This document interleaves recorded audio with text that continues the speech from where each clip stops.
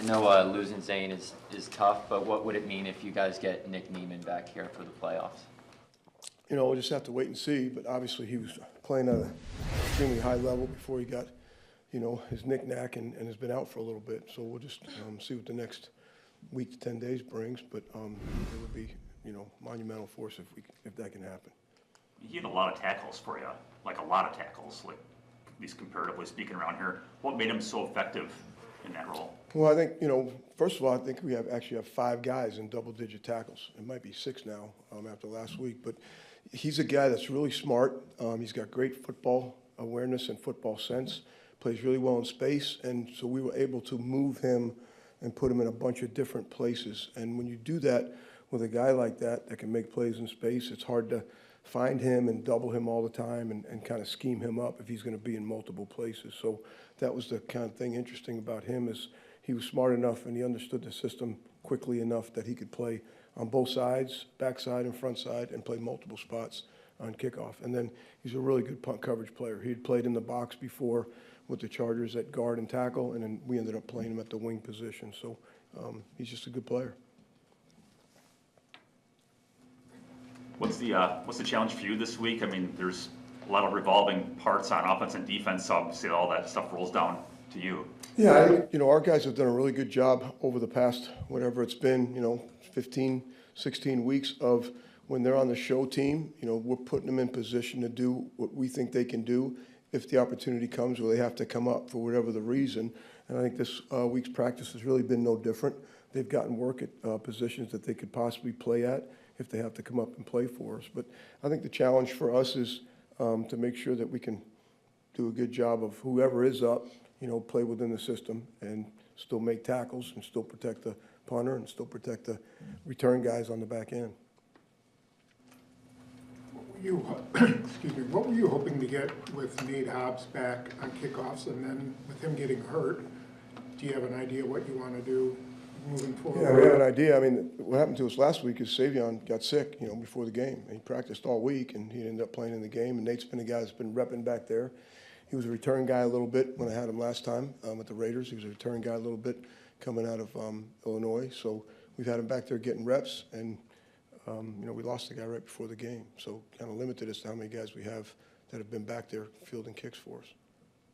And you're not sure about Savion at this point?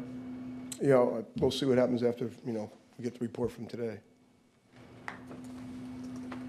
On the kickoffs, if they're intentionally kicking it away from Bo, I mean, there's not much else that you can do in that regard to try to get him more involved. Well, it's just, you know, again, depending on the conditions. You know, I think last time we played Minnesota, we had one returner back there. Kind of felt like we knew where the ball was going to go a little bit.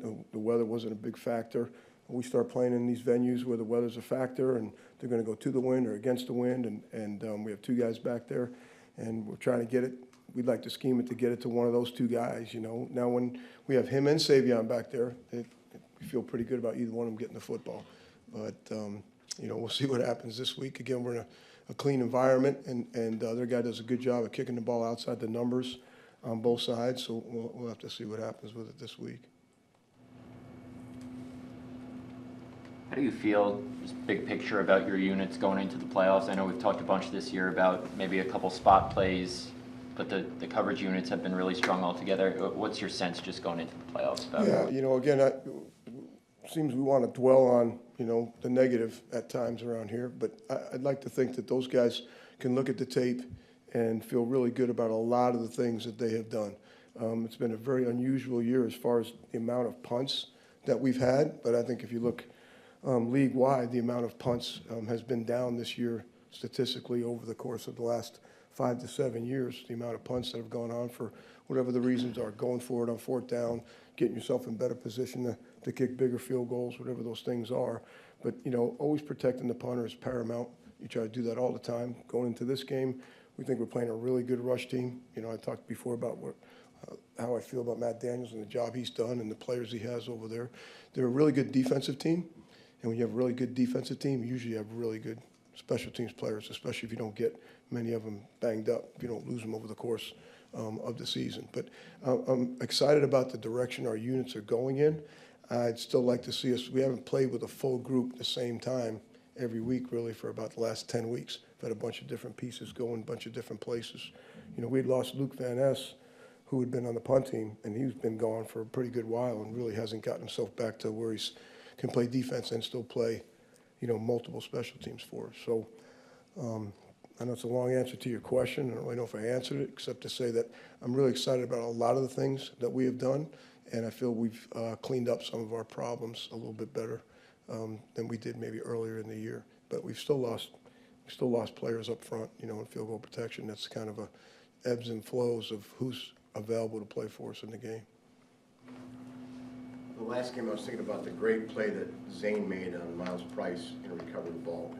But I think Price is injured. Have they been using other returners recently? Well, they only he got hurt on the one kickoff last week. It was the first one, and that was the only kickoff he had. And then the one punt return, they had number 1 back there for one of them. So we're going to see somebody, you know, back there. You know, their return guy's a good player. He's been a good player for a little while there. But what you're seeing a little bit from Daniel is we've had guys muff the ball before from him. He's a little bit difficult to catch at times, especially when you play at Lambeau, and we do have a little bit of wind. But, you know, they'll have good returners. They'll have somebody back there that can do a good job.